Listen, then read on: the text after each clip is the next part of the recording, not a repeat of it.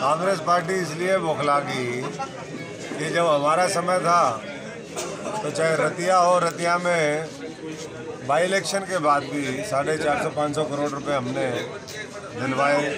पूरे पार्लियामेंट के अंदर 5 साल जब कांग्रेस की सरकार थी हमारी, 45,000 करोड़ रुपए के हम बड़े छोटे प्रोजेक्ट लेकर के आए। बौखलाई कांग्रेस इसलिए कि किसान, मजदूर, गरीब आदमी, नौजवान, छोटे दुकानदार, उनको परेशान किया गया, उनको प्रताड़ित किया गया, कर्मचारियों को उनके अधिकार नहीं दिए गए, पूरा प्रदेश कानून व्यवस्था ख़त्म कर दी। और बौखला इसलिए गए कि बहन जी ने सिर्फ 36 लाख रुपए दिलवाए 5 साल में।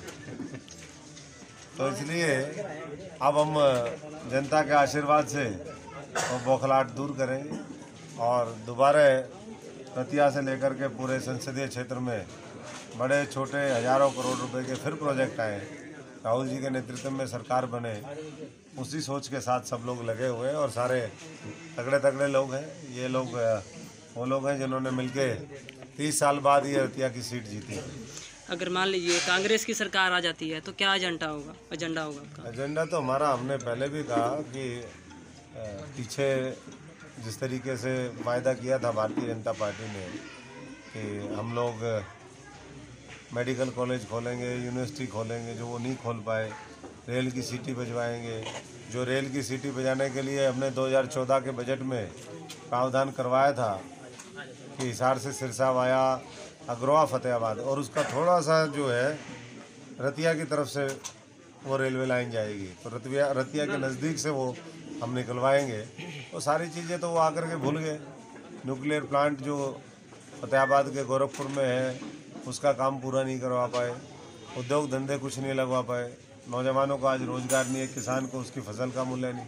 एमएसपी डिक्लेयर कर दी, अब सरसों का जो भाव है वो तो डिक्लेयर कर दिया 4200 रुपये, लेकिन बिकती है 3300-3500। तो तमाम चीज़ें हैं और कांग्रेस ने घोषणा पत्र में कहा है कि हम हर गरीब आदमी, जो इस मुल्क का गरीब आदमी है, जो देश की आबादी का 20% है, 25 करोड़ जिसकी संख्या है, उनके हर एक के खाते में न्यूनतम आय गारंटी योजना के माध्यम से, न्याय के माध्यम से 72,000 उनके खाते में सालाना पहुंचाने का काम करेंगे। मोदी जी तो 15 लाख नहीं दे पाए, ना अच्छे दिन दिखा पाए, ना नौजवानों को 10 करोड़ रोजगार दे पाए, बल्कि और छीनने का काम किया है अपनी गलत आर्थिक नीतियों की वजह से।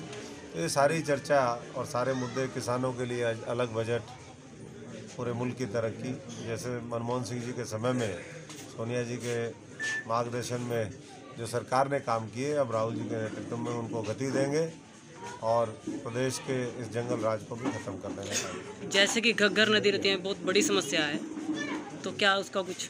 नहीं, घग्गर को लेकर के तो हमने पहले भी, उस समय जब हमारी सरकार थी केंद्र में, हम केंद्रीय जो पर्यावरण मंत्री हैं उनसे हमने बात करी थी, लेकिन पंजाब की सरकार ने उस समय हमारा सहयोग नहीं किया।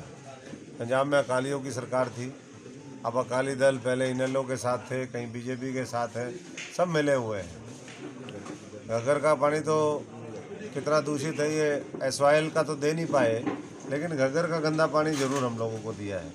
हमारी प्राथमिकता रहेगी घग्गर में, पीछे से ही पंजाब की सरकार से हम बात करेंगे, कैप्टन अमरिंदर सिंह जी से बात करेंगे, और घग्गर के अंदर पीछे ट्रीटेड वाटर आए, ये जो दूषित पानी आता है फैक्ट्रियों का, सबसे पहले ये बंद हो, और फिर दोबारा जो जल जीवन है, पहले बताते हैं लोग, घग्गर ये रतिया के लोग जो पुराने बूढ़े हैं हमारे, ये बताते हैं कि इसमें कछुए होते थे, मगरमच्छ होते थे, मछलियाँ होती थी, सब मार दिया। जैसे किसान गरीब मजदूर को मार दिया, छोटे व्यापारी को मार दिया, ऐसे ही घग्गर को भी मार दिया इन्होंने। तो घग्गर की पुनः बहाली करवाएंगे और घग्गर से नई नहरें निकले, ट्रीटेड वाटर हो, वो सारा चीज़ें कांग्रेस पार्टी आने वाले समय में सुनिश्चित करेगी। और घग्गर की वजह से और तमाम जो केमिकल्स हैं आज खेती में जो यूज़ होते हैं, इस्तेमाल जिनका होता है, उसकी वजह से जो कैंसर की एक बड़ी समस्या है पूरी नाली की बेल्ट में, उसके लिए भी कैंसर हॉस्पिटल यहाँ पर खुले, मेडिकल कॉलेज खुले, ये हमारी प्राथमिकता होगी। तो जो बड़े प्रोजेक्ट हैं, उद्योग धंधों से लेकर के मेडिकल कॉलेज, यूनिवर्सिटी, जिन चीज़ों का अभाव रहा, रेलवे लाइन यहाँ पर नहीं आई, ये हमारी कांग्रेस की सबसे पहली प्राथमिकता होगी। तो एक तरफ बहन जी के 36 लाख हैं और दूसरी तरफ हमारे एक एक हल्के में सैकड़ों करोड़ रुपए हैं और पूरे सिरसा संसदीय क्षेत्र में बड़े छोटे प्रोजेक्ट मिला करके 45,000 करोड़ के जो हम लेके आए थे, अब आने वाले समय में उसको और ज़्यादा आगे बढ़ाने का काम करेंगे। अब जनता का आशीर्वाद निश्चित तौर पर मिलेगा और मैं समझता हूँ कि उसके माध्यम से हरियाणा में कांग्रेस की जब कलम चलेगी तो सबका भला होगा। जजपा से गठबंधन की बात चल रही है, उसमें क्या मतलब सच्चाई है? जजपा आम आदमी पार्टी, वो प्रपोजल उनकी तरफ से आया, एक बार नहीं कई बार आया और दिल्ली के अंदर भी गठबंधन के आसार आज भी हैं, पहले भी थे, लेकिन हरियाणा कांग्रेस पार्टी ने ये साफ तौर पे लीडरशिप को हम लोगों ने बताया कि गठबंधन की आवश्यकता हरियाणा के अंदर नहीं है। हम 10 की 10 सीटें खुद जीत सकते हैं, तो ऐसे में ये नहीं लगता कि हमें सीट शेयरिंग करनी चाहिए। बाकी हाईकमान का फैसला है और 1-2 दिन में उसका वो हो जाएगा। कुछ होता है ठीक है, नहीं तो हमारी 4 सीटें बची हैं, अगले 2-3 दिन के अंदर हम चारों की चारों सीटें घोषणा करेंगे।